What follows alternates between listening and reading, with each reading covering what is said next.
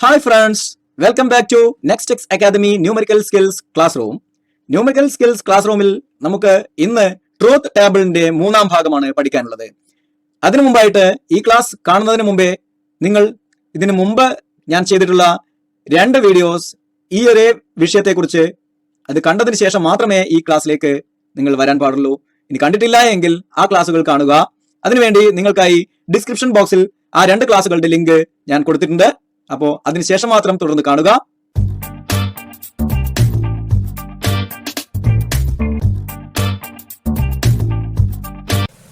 നമ്മുടെ നിങ്ങളുടെ എല്ലാവരുടെയും വെർച്വൽ ക്ലാസ് റൂമിലേക്ക് സഹർഷം സ്വാഗതം.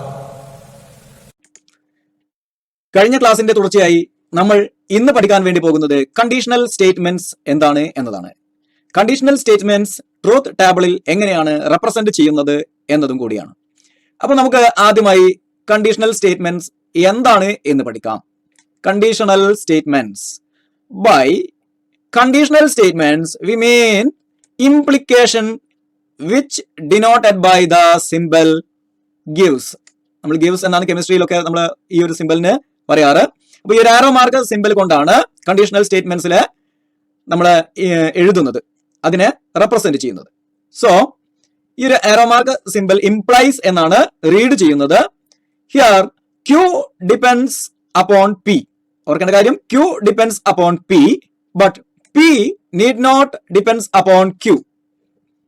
Q depends upon P, but P need not depends upon Q എന്നാണ്. കണ്ടീഷണൽ സ്റ്റേറ്റ്മെന്റ്സിൽ Q ഏതിനെ ഡിപ്പെൻഡ് ചെയ്തിരിക്കുന്നു? P യെ ഡിപ്പെൻഡ് ചെയ്തിരിക്കുന്നു. അതായത് P implies Q is true, but Q implies P will not be true. അത് ശരിയാവണം എന്നില്ല. അതായത് it need not be true എന്നേ പറഞ്ഞുള്ളൂ. ആയിക്കൂടാന്നില്ല, പക്ഷെ ആവണമെന്ന് നിർബന്ധമില്ല. So P implies Q is true in all cases. True in all cases except when P is true and Q is false. അതാണ് P ട്രൂവും Q ഫാൾസും ആയിരിക്കുന്ന ആ സാഹചര്യത്തിൽ ഒഴികെയുള്ള ബാക്കി എല്ലാ കേസിലും ഇവിടെ എന്തായിരിക്കും? ട്രൂ ആയിരിക്കും. അപ്പോൾ ശ്രദ്ധിക്കേണ്ട ഒരു കാര്യം എന്താണ്? ഈ ഒറ്റ ഒരു കേസിൽ മാത്രമാണ് നമ്മൾ സ്റ്റേറ്റ്മെന്റുകളുടെ ട്രൂത്ത് വാല്യൂവിന്റെ ഓർഡർ പ്രധാനമായിരിക്കുന്നത്. ഒന്നാമത്തെ കേസിൽ ട്രൂ ആയിരിക്കുകയും രണ്ടാമത്തെ കേസിൽ ഫാൾസ് ആയിരിക്കുകയും ചെയ്താൽ അത് ഒഴികെയുള്ള ബാക്കി എല്ലാ സിറ്റുവേഷനിലും P implies Q എന്നത് ട്രൂ ആയിരിക്കും. ആ ഒരു കേസിൽ മാത്രം എന്തായിരിക്കും? P implies Q എന്ന കോമ്പൗണ്ട് സ്റ്റേറ്റ്മെന്റ് തെറ്റായിരിക്കും, ഫാൾസ് ആയിരിക്കും. അപ്പൊ ഓർക്കുക, P implies Qവില് P ട്രൂവും Q ഫാൾസും ആണ് എങ്കിൽ സ്റ്റേറ്റ്മെന്റിന്റെ ട്രൂത്ത് വാല്യൂ ഫാൾസ് ആണ്. ഇത് വളരെ പ്രധാനപ്പെട്ടതാണ്. ഇത് പലപ്പോഴും തെറ്റിപ്പോകുന്നതുമാണ്. First true then false. ഇത് നമ്മൾ ആദ്യത്തെ ക്ലാസ്സിലെ ഗോൾഡൻ റൂൾസിൽ കൃത്യമായി പറഞ്ഞിട്ടുള്ളതാണ്. അതിന്റെ ഒരു എക്സാമ്പിൾ പറയുമ്പോൾ നമുക്ക് ക്ലിയർ ആവും. Suppose P stands for you work hard and Q stands for you will be successful. Then compound statement, if you work hard you will be successful. It is a conditional statement. നമുക്കറിയാലോ, നീ നന്നായി അധ്വാനിക്കുകയാണ് എങ്കിൽ നിനക്ക് വിജയിക്കാൻ പറ്റും. അപ്പോ അയാൾ നന്നായി അധ്വാനിച്ചു എന്നത് ട്രൂ ആണ്, അയാൾ വിജയിച്ചു എന്നതും ട്രൂ ആണ്.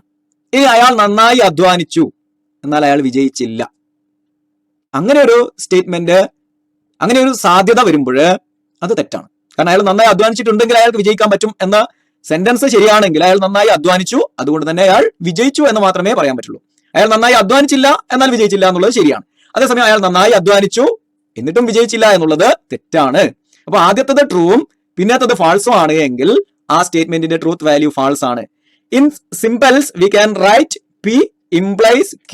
P implies Q അല്ലെങ്കിൽ P then Q, ഇങ്ങനെയാണ് വായിക്കുക. ഈ 2 രീതിയിലും വായിക്കാം. P gives Q എന്ന് നമ്മളെ കെമിസ്ട്രിയിലൊക്കെ നമ്മൾ അങ്ങനെയാണ് വായിക്കുന്നത്. ഓക്കെ,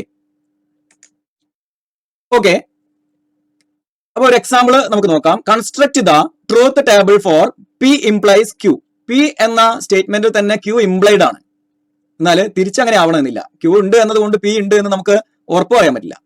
ഉണ്ടാവാം അല്ലെങ്കിൽ ഉണ്ടാവാതിരിക്കാം. അപ്പോ നമ്മൾ ആദ്യത്തെ കേസിൽ ട്രൂവും രണ്ടാമത്തെ കേസിൽ ഫാൾസും വരുന്ന കേസിൽ ഇത് ഫാൾസ് ആവും എന്ന് പറഞ്ഞില്ലേ? അതിന് നമുക്കൊരു റിയൽ ലൈഫ് എക്സാമ്പിൾ എടുത്ത് നോക്കിയാലേ നമുക്ക് പെട്ടെന്ന് മനസ്സിലാവുള്ളൂ അതെന്തുകൊണ്ടാണ് അങ്ങനെ ഇപ്പൊ തൊട്ടു മുമ്പ് പറഞ്ഞ എക്സാമ്പിൾ ശരിയാണ്. അതുകൂടാതെ മറ്റൊരു എക്സാമ്പിൾ നമുക്ക് എളുപ്പത്തിൽ പറയാം. ഇപ്പം പി എന്നത് തീയുണ്ട് എന്നുള്ളതാണ് സ്റ്റേറ്റ്മെന്റ്. ഇനി ക്യൂ എന്നത് ചൂടുണ്ട് എന്നുള്ളതാണ്. അപ്പോ തീയുണ്ടെങ്കിൽ ചൂടുണ്ട് എന്നുള്ളതാണ് നമ്മുടെ പി ഇംപ്ലൈസ്. അപ്പൊ തീ ഉണ്ട് എന്നുള്ളതിൽ ഇംപ്ലൈഡ് ആണ് എന്ത്? ക്യൂ, അതായത് ചൂടുണ്ട് എന്നുള്ളത്. തീ ഉണ്ടെങ്കിൽ എങ്ങനെയായാലും ചൂടുണ്ടാവുമല്ലോ, ശരിയാണ്. അപ്പോ ഒന്നാമത്തെ സ്റ്റേറ്റ്മെന്റ് നോക്കുക, തീയുണ്ട്, അത് ട്രൂ ആണ്. അപ്പോ ചൂടുണ്ട് എന്നുള്ളതും ട്രൂ ആണല്ലോ, ആണ്. അപ്പൊ അങ്ങനെയാണെങ്കിൽ തീ ഉണ്ടെങ്കിൽ ചൂടുണ്ട് എന്ന സെന്റൻസ് അതും ട്രൂ ആണ്. ഓക്കെ, അപ്പോ അത് ട്രൂ ആണ്. ദെൻ രണ്ടാമത്തെ സാധ്യത നോക്കുക, തീയുണ്ട് ചൂടില്ല. അതെങ്ങനെയെങ്കിലും നടക്കുമോ? എപ്പോഴെങ്കിലും ശരിയാവുമോ? തീയുണ്ട് എന്നുള്ളത് ശരിയാണ്, ചൂടുണ്ട് എന്നുള്ളത് തെറ്റാണ്. അതായത് ചൂടില്ല എന്നുള്ളതാണ് ശരി. തീയുണ്ടെങ്കിൽ ചൂടുണ്ട്. അപ്പൊ ഈ തീയുണ്ടെങ്കിൽ ചൂടുണ്ട് എന്നുള്ള തീയുണ്ട് എന്നത് ഇംപ്ലൈഡ് ആണ് എന്ത്? ചൂടുണ്ട് എന്നുള്ളത്. ആ സെന്റൻസ് അപ്പൊ അവിടെ തെറ്റായി മാറുന്നു. നോക്കുക അതിന്റെ ഓർഡർ, തീയുണ്ട് ശരി, ചൂടുണ്ട് തെറ്റ്. അപ്പൊ അതൊരിക്കലും നടക്കില്ല അല്ലെ. അപ്പൊ ആ സ്റ്റേറ്റ്മെന്റ് തെറ്റാണ് ഈ കേസിൽ. ഇതിന്റെ ഓർഡർ ആദ്യത്തെ ട്രൂ, രണ്ടാമത്തെ ഫാൾസ് ആവുമ്പോൾ ഈ കോമ്പൗണ്ട് സെന്റൻസിന്റെ ട്രൂത്ത് വാല്യൂ ഫാൾസ് ആയിരിക്കും. ഈ ഒരു കേസിൽ മാത്രമേ ഫാൾസ് ആവുള്ളൂ, ബാക്കി എല്ലാ കേസിലും ട്രൂ ആയിരിക്കും. ഇത് മാത്രം നമ്മൾ ആദ്യം നോക്കിയാൽ മതി. ഏത് കണ്ടീഷണൽ സ്റ്റേറ്റ്മെന്റ് ആണെങ്കിൽ, പി ഇംപ്ലൈസ് ക്യൂ എന്ന ടൈപ്പിലുള്ള സ്റ്റേറ്റ്മെന്റ് ആണെങ്കിൽ നമ്മൾ ആദ്യം നോക്കേണ്ടത് എന്താണ്? ഫസ്റ്റ് ട്രൂവും സെക്കൻഡ് ഫാൾസും വരുന്ന ഏതെങ്കിലും സ്റ്റേറ്റ്മെന്റ് ഉണ്ടോ നോക്കുക. അപ്പൊ അതിന്റെ കോമ്പിനേഷൻ വരുമ്പോൾ അത് ഫാൾസ് ആണ്, ബാക്കിയെല്ലാം ട്രൂ ആണെന്ന് ഓർക്കുക. ഇനി ഇതിന്റെ തന്നെ മൂന്നാമത്തെ കോമ്പിനേഷൻ നോക്കാം. തീയില്ല, അതായത് തീയുണ്ട് എന്നുള്ളത് തെറ്റാണ്. അതായത് തീയില്ല, ചൂടുണ്ട്. സംഭവിച്ചു കൂടെ? തീയില്ല, അതായത് വെയില് ഉണ്ട്, ഇപ്പൊ ചൂടുണ്ട് എന്ന് കരുതുക. അപ്പൊ തീയുണ്ട് എന്ന് അർത്ഥമില്ലല്ലോ. ചൂടുണ്ട് എന്നത് കൊണ്ട് അവിടെ തീയുണ്ട്, അതാണ് റിവേഴ്സ് ശരിയായിരിക്കണം ഇല്ല എന്ന് പറഞ്ഞതിന്റെ അർത്ഥം. ചൂടുണ്ട് എന്നാലും തീയില്ല, തീയില്ല ചൂടുണ്ട്. അപ്പൊ അത് ശരിയാണ്. പി ഇംപ്ലൈസ് ക്യൂ എന്നത് അവിടെ ശരി തന്നെയാണ്. തീ ഉണ്ടെങ്കിൽ ചൂടുണ്ട്, ചൂടുണ്ട് എന്നത് കൊണ്ട് തീയുണ്ട് എന്ന് നമുക്ക് ഉറപ്പിച്ച് പറയാൻ പറ്റില്ല. അപ്പൊ അത് കറക്റ്റ് ആണ്.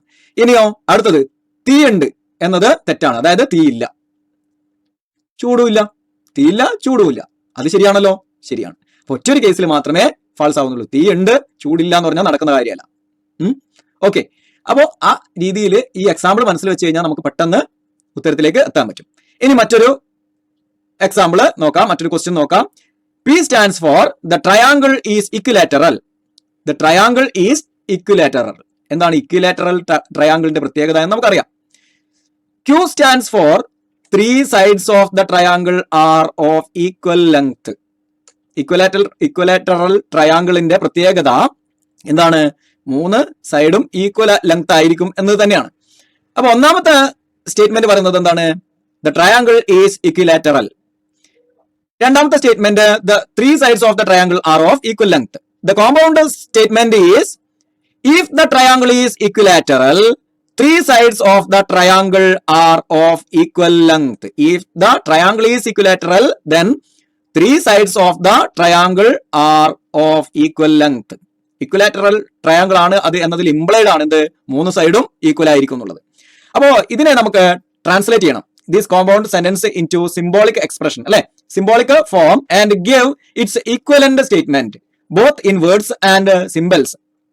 ഇതിന്റെ ഈ ഒരു സെന്റൻസിനെ നമ്മൾ വേർഡ്സ് ആയിട്ടും അതുപോലെ തന്നെ സിമ്പിൾ ആയിട്ടും എക്സ്പ്രസ് ചെയ്യണം എന്നാണ് പറഞ്ഞിരിക്കുന്നത്. അപ്പോ the compound statement in symbolic ഫോമിൽ നമ്മൾ എങ്ങനെയാണ് എക്സ്പ്രസ് ചെയ്യുക? P implies Q. ഇങ്ങനെയാണ്, പി ഇംപ്ലൈസ് ക്യൂ. ഇനി പി നമ്മൾ ആദ്യം ക്യൂ എഴുതുന്നു. ക്യൂവിന്റെ ട്രൂത്ത് വാല്യൂ ടി എഫ് എന്നാണ് എഴുതുക. പിന്റേത് 2 ട്രൂ 2 ഫാൾസ് എന്ന ഓർഡറിലും. ഇനി പി ഇംപ്ലൈസ് ക്യൂ എന്നെങ്ങനെയാണ് എഴുതുക? ഒന്നാമത്തത് നമ്മൾ ട്രൂവും രണ്ടാമത്തത് ഫാൾസും വരുന്ന കേസ് ഉണ്ടോ നോക്കുക. അപ്പൊ രണ്ടാമത്തെ കേസിൽ അത് വരുന്നുണ്ട് അല്ലെ. ഇവിടെ ആദ്യത്തെ പി ട്രൂവും ക്യൂ ഫാൾസും ആണ്, അതുകൊണ്ട് തന്നെ അത് ഫാൾസ് ആണ്, ബാക്കിയെല്ലാം ട്രൂ ആണ്. ഇനി നോട്ട് ക്യൂ, അതായത് നെഗേഷൻ ഓഫ് ക്യൂ എന്താണ്? ടി എഫ് എന്നുള്ളതിന്റെ ഓപ്പോസിറ്റ് എഫ് ടി. ഇനി not Q, sorry not P, 2 true 2 false, അതിനെ 2 ഫാൾസ് 2 ട്രൂ എന്ന് എഴുതുന്നു.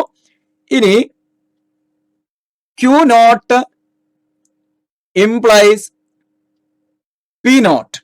Q not implies P not. നോക്കുക, Q not implies P not എന്നാണ് പറയുന്നത്. Q not implies P not എന്ന് പറയണമെങ്കിൽ നോക്കുക, ക്യൂ നോട്ട് എവിടെയാണുള്ളത്? ക്യൂ നോട്ട് ഇവിടെയാണുള്ളത്. അത് ആദ്യത്തത് ട്രൂവും രണ്ടാമത്തത് പി നോട്ട് ഫാൾസും ആയിട്ട് വരുന്ന അതിന്റെ ക്രമത്തിൽ ഓർഡർ ശ്രദ്ധിക്കണം എന്ന് പറഞ്ഞാൽ അതുകൊണ്ടാണ്. ആദ്യത്തത് ട്രൂ, രണ്ടാമത്തെ ഫാൾസ്. അത് വരുന്ന കേസ് ഉണ്ടെങ്കിൽ അത് എന്താണ് ഫാൾസ് ആണ്. ബാക്കി എല്ലാ കേസിലും ട്രൂ ആണ്. അപ്പോ ഈ ഒരു കാര്യത്തിലൂടെ നമുക്ക് മനസ്സിലാക്കാൻ പറ്റുന്നത് എന്താണ്? Truth table substantiates that P implies Q is equivalent to Q naught implies P naught. നേരെ തിരിച്ച് അല്ലെ, നമ്മൾ Q naught എന്നതില് P naught implied ആണ് എന്നാണ് പറയുന്നത്. So the equivalent statement in words will be, ഇതെങ്ങനെയാണ് ഈക്വലന്റ് സ്റ്റേറ്റ്മെന്റ് വേർഡ്സിലേക്ക് നമുക്ക് മാറ്റുക? If 3 sides of the triangle are not of equal length, അല്ലെ, ട്രയാങ്കിളിന്റെ 3 സൈഡും ഈക്വൽ ലെങ്ത് അല്ല എങ്കിൽ അത് ഏതല്ല എന്ന് പറയാം? That triangle is not equilateral triangle എന്ന് പറയാം, അല്ലെ. അതാണ് ഈ സെന്റൻസിനെ നമ്മൾ തിരിച്ച് എഴുതുമ്പോൾ വരുന്ന കേസ്. അപ്പോ ഈ ഇതിനെ സിംബോളിക് എക്സ്പ്രഷൻ ആയിട്ട് എഴുതുമ്പോൾ ഈ ഒരു കേസിനെ, അതായത് Q naught implies P naught എന്നത് എഴുതുമ്പോൾ എങ്ങനെയാണ് വരിക? If 3 sides of the triangle are not of equal length, then the triangle is not of equilateral എന്നാണ് അതിന്റെ മീനിങ് വരിക. ഓക്കെ, ക്ലിയർ ആണല്ലോ. ഇനി കണ്ടീഷണൽ സ്റ്റേറ്റ്മെന്റിന് മറ്റൊരു എക്സാമ്പിൾ വേണമെങ്കിൽ പറയാം. അതായത് P implies Q എന്നതിന്റെ മറ്റൊരു എക്സാമ്പിൾ. രമേശൻ എന്നുള്ള പേരായ ഒരു വ്യക്തി. രമേശന്റെ ഒരു പ്രത്യേകത എന്താണെന്ന് വെച്ചാൽ രമേശന് കാഴ്ചശക്തിയില്ല. അതുകൊണ്ട് തന്നെ രമേശനെ സ്ഥിരമായിട്ട് ഓഫീസിൽ കൊണ്ടുവിടുന്നത് ശശിയാണ്. ശശിയുടെ ഡ്യൂട്ടിയാണ് രമേശനെ സ്ഥിരമായിട്ട് ഓഫീസിൽ കൊണ്ടുവിടുക എന്നത്. അപ്പോ രമേശൻ ഓഫീസിൽ എത്തണമെങ്കിൽ ശശിയുടെ സഹായം ആവശ്യമാണ്. രമേശൻ ഓഫീസിൽ ഉണ്ട് എന്നതിന്റെ അർത്ഥം ശശിയും അന്ന് അവിടെ എത്തിയിട്ടുണ്ട് എന്നാണ്. ശശി ഓഫീസിൽ പോയിട്ടുണ്ട് എന്നാണ്. എന്നാൽ തിരിച്ച് ശശി ഓഫീസിൽ ഉണ്ട് എന്നതുകൊണ്ട്, ആ ഓഫീസിൽ ഉണ്ട് എന്നതുകൊണ്ട് രമേശൻ അവിടെ ഉണ്ട് എന്ന അർത്ഥമില്ല, തിരിച്ച് അർത്ഥമില്ല. കാരണം രമേശൻ അവിടെ എത്തണമെങ്കിൽ ശശിയുടെ സഹായം കൂടിയേ തീരും. ഓക്കെ, അപ്പൊ അത് ഡിപ്പെൻഡ്സ്, ഒന്ന് മറ്റേതിന്റെ ഡിപ്പെൻഡന്റ് ആണ്, അതേസമയം തിരിച്ച് ഡിപ്പെൻഡന്റ് അല്ല. അതാണ് ആ ഇംപ്ലൈസ് എന്നുള്ളതിന്റെ മീനിങ്. അങ്ങനെ ആയിരിക്കണം നിർബന്ധമില്ല എന്നുള്ളത്. ഓക്കെ, അടുത്തത് ഒരു എക്സാമ്പിൾ കൂടി. By means of truth table show that P gives Q or P implies Q not equivalent P and Q not. ഇത് ഈക്വലന്റ് ആണ് എന്ന് പ്രൂവ് ചെയ്യാനാണ് നമ്മളോട് പറഞ്ഞിരിക്കുന്നത്. അപ്പൊ ആദ്യം P gives അല്ലെങ്കിൽ P then Q എന്നതിന്റെ നെഗറ്റീവ് നമ്മൾ കാണണം, നോട്ട് നമ്മൾ കാണണം. Negation of P implies Q ആദ്യം കണ്ടുപിടിക്കണം. പിന്നെ എന്തും കൂടി കാണണം, P and Q not കാണണം. അപ്പോൾ Q ആദ്യം നമ്മൾ എഴുതുന്നു TF, P എഴുതുന്നു 2T 2F. P gives Q നമ്മൾ അല്ലെങ്കിൽ P implies Q ആദ്യം എഴുതുന്നു. അത് എഴുതുന്നതിന് വേണ്ടി ആദ്യത്തത് ട്രൂവും രണ്ടാമത്തത് ഫാൾസും ഉണ്ടോ എന്ന് ചെക്ക് ചെയ്യുന്നു. അത് ഫാൾസ് എന്ന് എഴുതുന്നു, ബാക്കിയെല്ലാം ട്രൂ എന്ന് എഴുതുന്നു. ഇനി അതിന്റെ ഓപ്പോസിറ്റ് ആയിട്ടുള്ള അതിന്റെ നെഗേഷൻ അടുത്ത കോളത്തിൽ ഇതിന്റെ നെഗേഷൻ എന്ന സിമ്പല് ഇവിടെ എഴുതിയതിനു ശേഷം എഴുതുന്നു.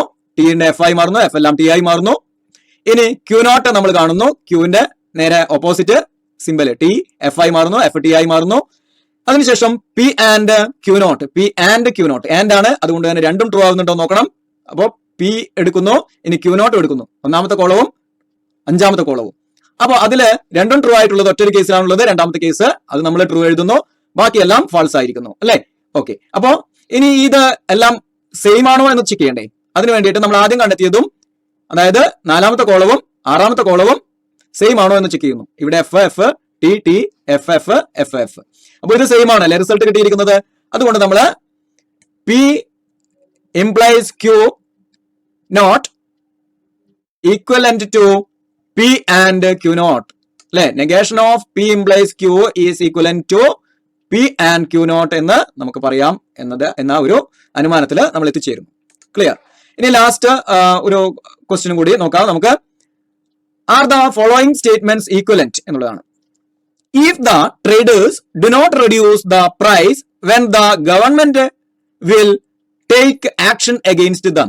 If the traders do not reduce the prices, then the government will take action against them. അതിന്റെ മീനിങ് എന്താണ്? ട്രേഡേഴ്സ് പ്രൈസ് കുറക്കുകയില്ല എങ്കിൽ ഗവൺമെന്റ് അവർക്കെതിരെ ആക്ഷൻ എടുക്കുന്നതായിരിക്കും. Then it is not true that the traders do not reduce the prices and government will not take action against them. അപ്പൊ ഈ sentence തെറ്റാണ് എന്നാണ് പറയുന്നത്. ട്രേഡേഴ്സ് പ്രൈസ് കുറച്ചില്ല എങ്കിൽ ഗവൺമെന്റ് അവർക്കെതിരെ ആക്ഷൻ എടുക്കും എന്നത് തെറ്റാണ്, അത് ശരിയല്ല എന്നുള്ളതാണ് രണ്ടാമത്തെ കാര്യത്തെ പറയുന്നത്. അപ്പോ പി എന്നതിനെ നമുക്ക് ഒരു പോസിറ്റീവ് സ്റ്റേറ്റ്മെന്റ് ആയിട്ട് എടുക്കാം. എന്താണ്? P stands for traders do not reduce, ഒരു നെഗറ്റീവ് സ്റ്റേറ്റ്മെന്റ് ആണ്. എന്താണ്? Traders do not reduce the price. ആ ഒരു സ്റ്റേറ്റ്മെന്റ് ആണ് പി എന്നതുകൊണ്ട് നമ്മൾ ഉദ്ദേശിക്കുന്നത്. പി എന്നതുകൊണ്ട് ഉദ്ദേശിക്കുന്നത് ട്രേഡേഴ്സ് പ്രൈസ് കുറക്കാൻ റെഡിയല്ല. ഇനി ക്യൂ എന്നതുകൊണ്ട് എന്താ ഉദ്ദേശിക്കുന്നത്? Government will take action against them. നമ്മൾ ആദ്യത്തെ സെന്റൻസിലെ രണ്ട് ഭാഗങ്ങളെയാണ് നമ്മൾ ഇവിടെ എടുത്തിരിക്കുന്നത്. Traders do not reduce the price. ഇനിയോ അന്നേരം സ്വാഭാവികമായിട്ടും ഗവൺമെന്റ് ആക്ഷൻ എടുക്കും എന്നുള്ളതാണ്. Government will take action against them. The first statement in symbolic form is P gives Q, അല്ലെങ്കിൽ പി ഇംപ്ലൈസ് ക്യൂ. ട്രേഡേഴ്സ് കുറക്കൂല എന്ന് പറഞ്ഞാൽ അതിന്റെ തന്നെ മീനിങ് ഉണ്ട്, എന്ത്? ഗവൺമെന്റ് അവർക്കെതിരെ ആക്ഷൻ എടുക്കും എന്നുള്ളത്. ആൻഡ് ദ സെക്കൻഡ് സ്റ്റേറ്റ്മെന്റ് എന്താണ് പറയുന്നത്? അത് തെറ്റാണ് എന്നുള്ളതാണ്. അപ്പൊ ഈ സെന്റൻസ് ആദ്യം എഴുതുക, അതിന്റെ നെഗേഷൻ എഴുതുക. അപ്പൊ എന്താണ്? പി, രണ്ട് case, P and not Q. Government ആദ്യം എന്താണ്? ഇവര് ട്രേഡേഴ്സ് എന്ത് കുറക്കുന്നില്ല? പ്രൈസ് കുറക്കുന്നില്ല. ആൻഡ് ഗവൺമെന്റ് എന്തും ചെയ്യുന്നില്ല, ആക്ഷൻ എടുക്കുന്നുമില്ല. അതുകൊണ്ടാണ് പി ക്യൂ നോട്ട് എഴുതിയത്. ഓക്കെ, ഇനി ആ സ്റ്റേറ്റ്മെന്റ് തെറ്റാണ്. പക്ഷേ ഓക്കെ, ഇവര് പ്രൈസ് കുറക്കുന്നില്ല, പക്ഷേ ഗവൺമെന്റ് ആക്ഷൻ എടുക്കുന്നില്ല. അത് ശരിയാണോ? അത് തെറ്റാണ് എന്നാണ് negation of P and Q not എന്നതുകൊണ്ട് ഉദ്ദേശിക്കുന്നത്. ക്ലിയർ ആണല്ലോ? We prove they are equivalence. രണ്ടും ശരിയാണ്, രണ്ടും ഒരേ കാര്യം തന്നെയാണ് പറയുന്നത്. ട്രേഡേഴ്സ് പ്രൈസ് കുറക്കുന്നില്ല, ഗവൺമെന്റ് അവർക്കെതിരെ ആക്ഷൻ എടുക്കും. ഇനി ട്രേഡേഴ്സ് പ്രൈസ് കുറക്കുന്നില്ല, ഗവൺമെന്റ് അവർക്കെതിരെ ആക്ഷൻ എടുക്കുകയുമില്ല എന്ന കാര്യം തെറ്റാണ് എന്ന് പറഞ്ഞാൽ ആദ്യം പറഞ്ഞ അതേ കാര്യം തന്നെയാണ് ഇവിടെ പറയുന്നത്. Okay, we prove that they are equivalency. എങ്ങനെ? ഒരു ടേബിളിൽ കൺസ്ട്രക്ട് ചെയ്യുന്നതിലൂടെ നമുക്ക് അത് കണ്ടെത്തുകയാണ് ചെയ്യുന്നത്. നോക്കാം. അപ്പോ ഇവിടെ നോക്കുക, ആ സെന്റൻസിൽ ഒന്നുകൂടി ഒന്ന് ചെക്ക് ചെയ്ത് നോക്കുക. ട്രേഡേഴ്സ് പ്രൈസ് കുറയ്ക്കുന്നില്ല ആൻഡ് ഗവൺമെന്റ് ആക്ഷൻ എടുക്കുന്നില്ല. ഓക്കെ, അത് ഫാൾസ് ആണ് എന്നുള്ളതാണ് ട്രൂ, അതാണ് പറയുന്നത്. ഓക്കെ, അപ്പോ ക്യൂ എഴുതി, ആദ്യം ക്യൂ നമ്മൾ എഴുതി, ദെൻ പി നമ്മൾ എഴുതി. ഇനി എന്ത് വേണം? ക്യൂ നോട്ട് നമ്മൾ കണ്ടു. ക്യൂ നോട്ട് എങ്ങനെയാണ്? ക്യൂയുടെ ഓപ്പോസിറ്റ്, ക്യൂവിന്റെ ഓപ്പോസിറ്റ് നമ്മൾ എഴുതി T F, F T, T F, F T ആക്കി. ഇനി P and Q not, P and Q not, അത് നോക്കുമ്പോൾ രണ്ടും ട്രൂ ആയിട്ടുള്ളത് ഏതാണ്? രണ്ടാമത്തെ കേസിൽ മാത്രമാണ്, ബാക്കിയെല്ലാം ഫാൾസ് ആണ്. ഓക്കെ, ഇനി P and Q not is not true എന്നാണ്. അപ്പോ പി ആൻഡ് ക്യൂ നോട്ട് നമ്മൾ കണ്ടതിന് നോട്ട് ട്രൂ ആക്കണമെങ്കിൽ അതിന് ഫാൾസ് എന്നുള്ള രീതിയിലേക്ക് അതിന്റെ നേരെ ഓപ്പോസിറ്റ് ആക്കുകയാണ് ചെയ്യുന്നത്. ഫാൾസിനെ ട്രൂ ആക്കി, ട്രൂവിനെ ഫാൾസ് ആക്കി, false true, false true. Okay, അത് ക്ലിയർ ആണ്. ഇനിയോ P gives or P implies Q എന്നത്, പി ഇംപ്ലൈസ് ക്യൂ എന്നത്, പി നോക്കുക, ക്യൂ നോക്കുക. അത് ഇംപ്ലൈസ് എന്നതിന്റെ അല്ലെങ്കിൽ ദെൻ പി ദെൻ ക്യൂ എന്നുള്ളതിന് അതിന്റെ നമ്മളൊക്കെ റൂൾ എന്തായിരുന്നു നമ്മൾ പഠിച്ചത് കണ്ടീഷണൽ സ്റ്റേറ്റ്മെന്റിന്റെ കേസിൽ? ആദ്യത്തത് ട്രൂവും രണ്ടാമത്തത് ഫാൾസും ആവുന്ന കേസിൽ ഫാൾസ് ആയിരിക്കും. നോക്കുക, രണ്ടാമത്തെ കേസിൽ ഇതിന്റെ രണ്ടാമത്തെ റോയില് ആദ്യത്തെ ട്രൂവും രണ്ടാമത്തത് ഫാൾസും ആണ്, അതുകൊണ്ട് അത് ഫാൾസ് ആണ്, ബാക്കിയെല്ലാം ട്രൂ ആണ്. അപ്പോ P implies Q is equivalent to the negation of P and Q not എന്ന് നമ്മൾ പ്രൂവ് ചെയ്തിരിക്കുകയാണ്. അപ്പൊ ഇത് ക്ലിയർ ആയല്ലോ. അടുത്തതായി P if and only if Q എന്ന സ്റ്റേറ്റ്മെന്റിനെ ട്രൂത്ത് ടേബിളിൽ എങ്ങനെയാണ് റെപ്രസെന്റ് ചെയ്യുന്നത്, അല്ലെങ്കിൽ എങ്ങനെയാണ് നമ്മൾ എഴുതുന്നത് എന്നതാണ് പഠിക്കേണ്ടത്. അപ്പൊ അതിനായിട്ട് ഇവിടെ ഒരു ചോദ്യം കൊടുത്തിട്ടുണ്ട്. Construct the truth table for P if and only if Q. അപ്പൊ ഇത് ചെയ്യുമ്പോൾ നമുക്ക് ആദ്യം അറിയാം പി ഇംപ്ലൈസ് ക്യൂ എങ്ങനെയാണ് റെപ്രസെന്റ് ചെയ്യുന്നത് എന്ന് നമുക്കറിയാം. അതുപോലെ തന്നെ ക്യൂ ഇംപ്ലൈസ് പി എങ്ങനെയാണ് റെപ്രസെന്റ് ചെയ്യുന്നത് എന്നും അറിയാം. ഈ രണ്ട് റിസൾട്ടുകൾ ഉപയോഗിച്ചാണ് നമ്മൾ P if and only if Q എന്ന കോമ്പൗണ്ട് സ്റ്റേറ്റ്മെന്റിനെ, കണ്ടീഷണൽ സ്റ്റേറ്റ്മെന്റിനെ റെപ്രസെന്റ് ചെയ്യുന്നത്, അല്ലെങ്കിൽ അതിനെ നമ്മൾ ഒരു ടേബിൾ, ട്രൂത്ത് ടേബിളിലേക്ക് മാറ്റി എഴുതുന്ന രീതി. അപ്പൊ അത് അറിയണമെങ്കിൽ പി ഇംപ്ലൈസ് ക്യൂ എന്നതും ക്യൂ ഇംപ്ലൈസ് പി എന്നതും എങ്ങനെയാണ് എഴുതുന്നത് എന്ന് ആദ്യം അറിഞ്ഞിരിക്കണം. അത് നമ്മൾ നേരത്തെ പഠിച്ചു കഴിഞ്ഞതാണ്. അപ്പൊ അത് ഇവിടെ ഉപയോഗിക്കുന്നുണ്ട്, അതിന്റെ റിസൾട്ട് ഇവിടെ ഉപയോഗിക്കുന്നുണ്ട്. എന്നാൽ ഈ ഒരു കേസിൽ ആ രണ്ട് കണ്ടീഷനും ഇവിടെ ഒരേ സമയം ട്രൂ ആണ് എന്ന് ഈ റിസൾട്ട് ഉപയോഗിച്ച് നമുക്ക് പറയാൻ പറ്റില്ല. എന്നാൽ ഫൈനൽ റിസൾട്ട് ആയ P implies P if and only if Q എന്ന റിസൾട്ടിൽ അത് ട്രൂ ആയിരിക്കണം. ഓക്കെ, അപ്പൊ എങ്ങനെയാണ് ഇത് ചെയ്യുന്നത് എന്ന് നോക്കാം. ഒരു എക്സാമ്പിളിലൂടെ നമുക്ക് നോക്കാം. അപ്പൊ ആദ്യം നമ്മൾ ക്യൂ എഴുതുന്നു, ക്യൂ ടി എഫ് എന്ന് എഴുതുന്നു. അടുത്തതായിട്ട് പി നമ്മൾ എഴുതുന്നു, 2 ട്രൂ 2 എഫ് അല്ലെ, 2 ഫാൾസ്. ഓക്കെ, ഇനി പി ഇംപ്ലൈസ് ക്യൂ എങ്ങനെയാണ് എഴുതേണ്ടത് നമുക്കറിയാം. അതില് ആദ്യത്തത് ട്രൂവും രണ്ടാമത്തത് ഫാൾസും വരുന്ന കേസിൽ മാത്രമേ ഫാൾസ് ആവുകയുള്ളൂ, ബാക്കിയെല്ലാം ട്രൂ ആണ് എന്ന് നമുക്കറിയാം. അപ്പൊ നോക്കുക, പി ട്രൂവും ക്യൂ ഫാൾസും, അതായത് ഫസ്റ്റ് 1 ട്രൂ സെക്കൻഡ് 1 ഫാൾസും ആവുന്ന ഒറ്റ കേസാണുള്ളത്. അത് രണ്ടാമതാണ്, അത് ഫാൾസ് എഴുതി, ബാക്കി 3 ട്രൂ എഴുതി. ഇനി നേരെ തിരിച്ചുള്ള കേസിൽ നോക്കാം. അത് ഇവിടെ ഈ ഒരു എക്സാമ്പിളില് നമുക്ക് ക്യൂ ഇംപ്ലൈസ് പി എന്നാണ് വരിക അല്ലെ. അത് അവിടെ ആ കേസിൽ ആദ്യത്തത് ട്രൂവും രണ്ടാമത്തത് ഫാൾസും ആകുന്നത് എവിടെയാണെന്ന് നോക്കാം. ഇവിടെ ആദ്യത്തെ ഏതാണ്? ക്യൂ ആണ്. അപ്പൊ ക്യൂ ഫസ്റ്റും പി സെക്കൻഡും ആണ്. അതുകൊണ്ട് ക്യൂ ഇംപ്ലൈസ് പി എന്നതില് ക്യൂ ട്രൂവും പി ഫാൾസുമായിട്ട് വരുന്ന കേസ് ഉണ്ടോ നോക്കുക. അപ്പൊ ക്യൂ ട്രൂവും പി ഫാൾസുമായിട്ട്. അപ്പൊ മൂന്നാമത്തെ കേസ് നോക്കുക. മൂന്നാമത്തെ റോയില് ക്യൂ ഫസ്റ്റ് 1 അത് ട്രൂ ആണ്, സെക്കൻഡ് 1 ആയിട്ടുള്ള പി ഫാൾസ് ആണ്. അപ്പൊ ആദ്യത്തത് Q true then P false, first 1 true second 1 false എന്നത് വരുന്നത് ഫാൾസ് ആണ്. അപ്പൊ ക്യൂ ഇംപ്ലൈസ് പി എന്നതിൽ ഈ ഒരു മൂന്നാമത്തെ റോയിലാണ് നമുക്ക് ഫാൾസ് കിട്ടുക, ബാക്കി എല്ലാം ട്രൂ ആണ്. കാരണം ബാക്കി എല്ലാത്തിലും നോക്കുക, ആദ്യത്തത് ട്രൂ രണ്ടാമത്തത് ഫാൾസ്, ആദ്യത്തത് ഫാൾസ് രണ്ടാമത്തത് ട്രൂ, ആദ്യത്തത് ഫാൾസ് രണ്ടാമത്തത് ഫാൾസ്. ഈ കേസിൽ മാത്രമാണ് ആദ്യത്തത് ട്രൂവും രണ്ടാമത്തത് ഫാൾസും ആയിട്ട് വരുന്നത്. ഇനി ഈ റിസൾട്ട് ഉപയോഗിച്ച് അവസാനത്തെ കോളത്തിൽ നമ്മൾ എഴുതുമ്പോൾ ഇത് രണ്ടും ശരിയായിരിക്കുന്ന കേസ് ഏതാ നോക്കാം. ഒന്നാമത്തത് ശരിയായിരിക്കുന്നതും രണ്ടാമത്തത് ശരിയായിരിക്കുന്നതും. അപ്പൊ ആൻഡ് പി ഇംപ്ലൈസ് ക്യൂ എന്നതും ട്രൂ ആണ്, ക്യൂ ഇംപ്ലൈസ് പി എന്നതും ട്രൂ ആണ്. അങ്ങനെയാണെങ്കിൽ മാത്രമേ P if and only if Q എന്നത് ട്രൂ ആയി മാറുകയുള്ളൂ. അപ്പൊ അങ്ങനത്തെ കേസ് ഏതാണെന്ന് നോക്കാം. അപ്പൊ പി ഇംപ്ലൈസ് ക്യൂ ട്രൂ ആണ്, ക്യൂ ഇംപ്ലൈസ് പി ട്രൂ ആണ്. അത് ഒന്നാമത്തത് അങ്ങനെയാണ് വരുന്നത് ആ കേസ്. അപ്പൊ അതുകൊണ്ട് P if and only if Q എന്നത് ട്രൂ ആണ്. ഇനി രണ്ടാമത്തെ നോക്കുക, ആദ്യത്തത് ഫാൾസും രണ്ടാമത്തത് ട്രൂ ആണ്, അത് ശരിയാവില്ല, അത് ഫാൾസ് ആണ്. ഇനി ആദ്യത്തത് ട്രൂവും രണ്ടാമത്തത് ഫാൾസും അല്ലെ, ഈ ആൻഡ് വരണം, രണ്ടും ശരിയായിട്ട് വരണം. അങ്ങനെയാണെങ്കിൽ മാത്രമേ ഈ കേസിൽ നമുക്ക് ട്രൂത്ത് വാല്യൂ ട്രൂ ആയി കിട്ടുകയുള്ളൂ. അപ്പൊ ഇവിടെ നോക്കുക, ലാസ്റ്റ് 1 ആദ്യത്തതും അതായത് പി ഇംപ്ലൈസ് ക്യൂ എന്നതും ട്രൂ ആണ്, ക്യൂ ഇംപ്ലൈസ് പി എന്നതും ട്രൂ ആണ്. അപ്പൊ രണ്ടും ട്രൂ ആയി വരുന്നത് പി ഇംപ്ലൈസ് ക്യൂവും ട്രൂ ആണ്, ക്യൂ ഇംപ്ലൈസ് പിയും ട്രൂ ആണ്. അങ്ങനെയാണെങ്കിൽ മാത്രമേ P if and only if Q എന്നത് ട്രൂ ആയി മാറുകയുള്ളൂ. അത് വരുന്നത് ഒന്നാമത്തതും നാലാമത്തതുമാണ്. അതുകൊണ്ട് അത് രണ്ടും ട്രൂ ആണ്. അതേസമയം രണ്ടാമത്തെയും മൂന്നാമത്തെയും ഫാൾസ് ആണ്. ഈ P if and only if Q എന്നതിന് ട്രൂ ആവുന്ന കേസിൽ അതിന് നമുക്കൊരു എക്സാമ്പിൾ നോക്കാം.